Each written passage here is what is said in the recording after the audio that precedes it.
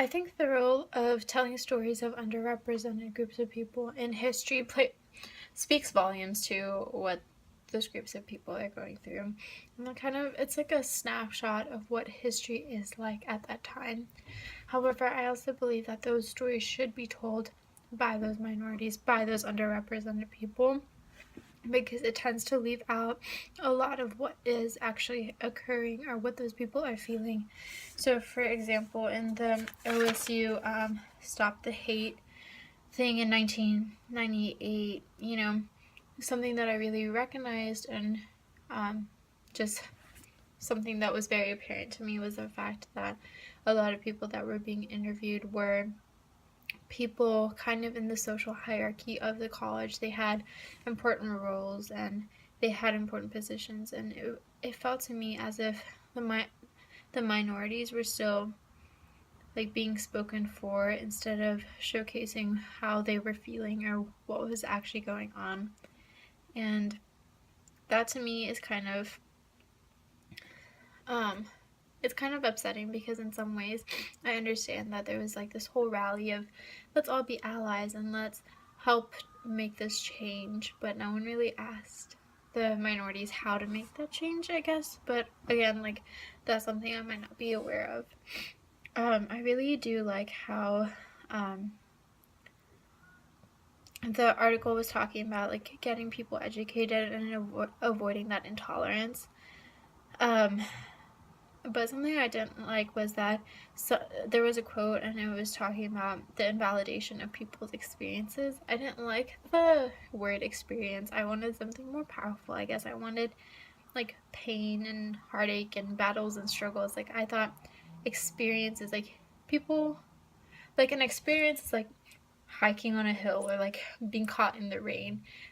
Being put down because of who you are and what you believe is not an experience. That is a struggle. That is far greater.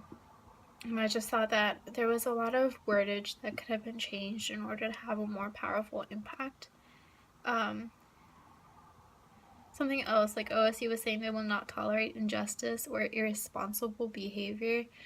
And that just reminded me of like the anti-Muslim like talks, and like this has been going on for so long, and even like this has been what now, like 18 years since this happened, but it's still happening, and people everywhere say we need to stop it, but no one's really doing anything to stop it. And I don't know, but that's what I had about the OSU hate. And then the Oregon was founded on a racist utopia. Well, like, coming from Texas, this wasn't really something that I was taught like out of state. And I guess I just wanted to know if people who were like actually brought up here, who went to school here, were you guys taught this as part of your history? Because I think that would be fascinating just to compare.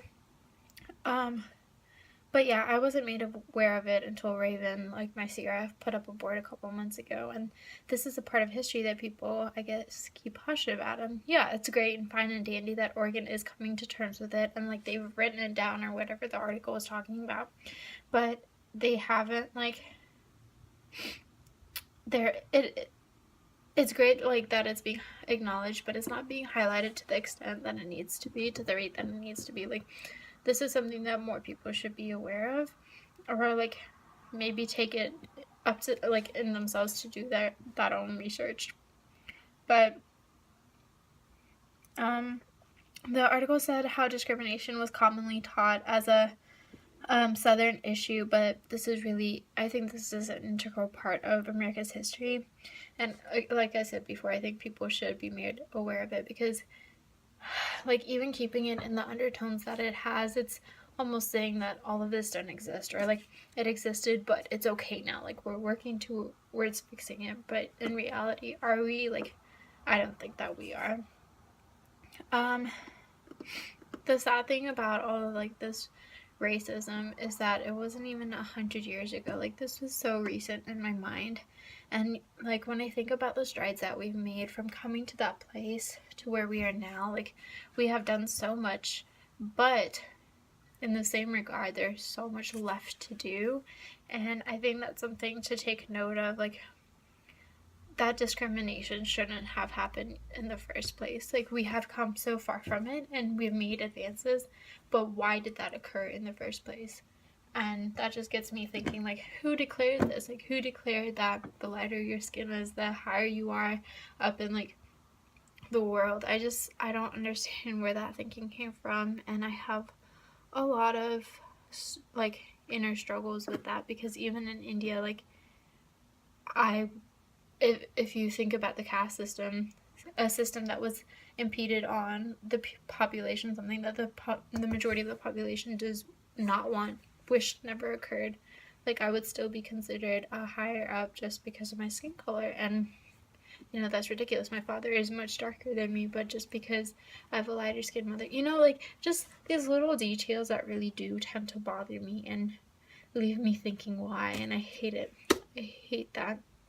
But I guess, like, at this point, there's nothing really to do other than, like, watch how the world is changing and figure out why it's not changing fast enough.